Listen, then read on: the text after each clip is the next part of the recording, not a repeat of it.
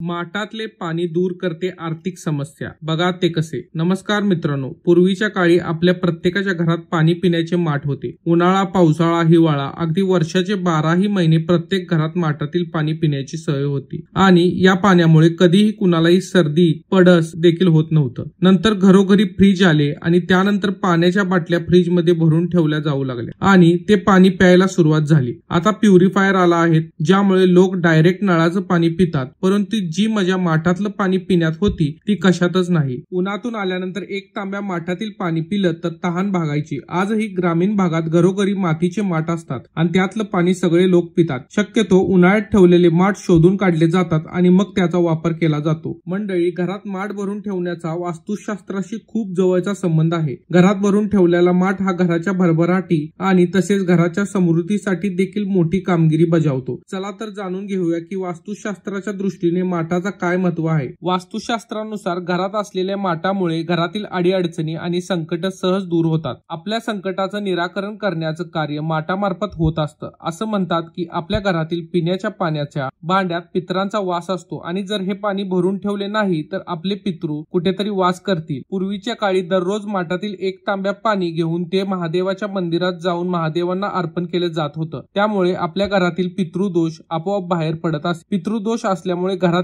कार्य अडचणीत येत राहतात, भांडणं होत राहतात, परंतु ते आपल्याला कळत नाही. जर आपण घरात माठ भरून ठेवतो तर तो नेहमी घरच्या उत्तर दिशा असावी, कारण पिण्याच्या पाण्याची दिशा ही उत्तर आहे. पाण्याचा माठ किंवा हंडा मोकळा होऊ देऊ नये. माठातील कमी पाणी देखील घरातील वादविवाद, भांडणे, तंटे याचे कारण ठरू शकते. असं मानलं जातं की घरातलं जर कोणाला ताणतणाव किंवा दडपण वाटत असेल तर अशा व्यक्तीने माठातील एक तांब्या भरून घ्यावा आणि सलग 8 दिवस एखाद्या वृक्षाला जाऊन ते पाणी घालावं. यामुळे व्यक्तीच्या तणाव, दडपण हे सगळं दूर होतं आणि म्हणून घरात एक तरी मातीचं माठ असणं आवश्यक आहे. माठातलं पाणी पिल्याने घरातल्यांचं आरोग्य सुद्धा चांगलं राहतं. पाणी पिण्याचा माठ जर घरात योग्य दिशेला ठेवला असेल तर तिथे कधीच पैशाची कमतरता जाणवत नाही. तसेच पाणी पिण्याचा माठ योग्य दिशेला योग्य कोपऱ्यात ठेवल्यास घरातले वास्तुदोष सुद्धा नाहीसा होतो आणि माठातलं पाणी पिण्याचे आरोग्यदायी फायदे सुद्धा खूप आहेत. मग असा आरोग्यदायी माठ जर आपल्याला खरेदी करायचा असेल तर तो कोणत्या दिवशी खरेदी करावा, तसेच घरातल्या कोणत्या दिशेला हा माठ ठेवावा. बऱ्याच लोकांना प्रश्न पडतो की माठ खरेदी करण्याचा शुभ मुहूर्त, शुभ दिवस कोणता आहे. तर तुम्ही कोणत्याही सोमवारी चांगला दिवस बघून माठ खरेदी करू शकता. ज्या दिवशी तुम्ही माठ खरेदी करणार त्या दिवशी तो साध्या पाण्याने भरून ठेवा. नंतर त्याची पूजा करा आणि मग दुसऱ्या दिवशी तो माठ पिण्याच्या पाण्याने भरा. हा माठ योग्य दिशेला ठेवणे सुद्धा तितकंच महत्वाचं आहे, कारण तरच त्याचे चांगले परिणाम आपल्याला दिसून येतात. त्याचबरोबर घरात काही दोष असतील तर ते सुद्धा निघून जातात. वास्तुशास्त्रानुसार पिण्याच्या पाण्याचा माठ जर तुम्ही ईशान्य किंवा उत्तर दिशेला ठेवला तर त्याचे तुम्हाला चांगले लाभ दिसून येतात. तसंच घरात सकारात्मक ऊर्जा ही चांगली राहते. त्याचबरोबर घरात पैशांची कमतरता होत नाही. माठ कधीच रिकामा ठेवू नका, हे सुद्धा तितकंच महत्वाचं आहे. कमीत कमी अर्ध्यापेक्षा जास्त हा माठ भरलेला असावा. मातीच्या वस्तू वापरणे हे वास्तुशास्त्राच्या दृष्टीने सुद्धा लाभदायक ठरतं. वास्तुशास्त्रात मातीच्या भांड्यांचे महत्व सांगितले गेले आहे की वास्तुशास्त्रामध्ये मातीपासून बनलेल्या काही गोष्टींबद्दल सांगण्यात आले